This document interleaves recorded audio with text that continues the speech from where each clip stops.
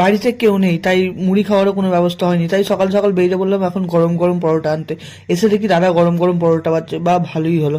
বাড়িতে নিয়ে এসে গরম গরম পরোটা খেয়ে নিলাম আমরা। তোমরা যদি কখনো আসো আমাকে বলো, আমার তরফ থেকে ট্রিট থাকবে পরোটার জন্য।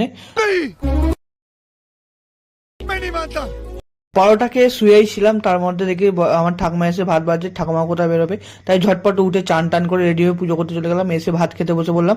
ভাতের মধ্যে হয়েছিল ভাত, আলু ভাতের ডাল, পাঁপড় ভাজা, বেগুনি ভাজা, অনেক কিছু খেয়ে দিয়ে এখন আবার একটু শুতে চলে এলাম। 2000 years later. বাবা মা বাড়িতে না থাকলে আমি সারাদিন শুয়ে বসি কাটিয়ে দিই।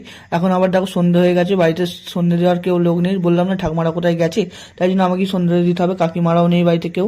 আমাদের বাড়িতে, কাকিমাদের বাড়িতে, আমাদের বাড়ির ঠাকুর ঘরে সব জায়গাতে সন্ধে দেখাতে হবে, তাই ধূপ প্রদীপ নিয়ে এসে ওখানে তো দেখতে চলে এসেছে। আর এখানে ফোনটা চার্জ হচ্ছিল, তাই ভাবলাম এখানে একটু দেখে ভিডিওটা করে নিই। এখন আমি গেছিলাম আবার মন্দিরে, মন্দিরে শীতল দেওয়া হয়ে গেছে। আজকের মতন এইটুকুনি, দেখার জন্য।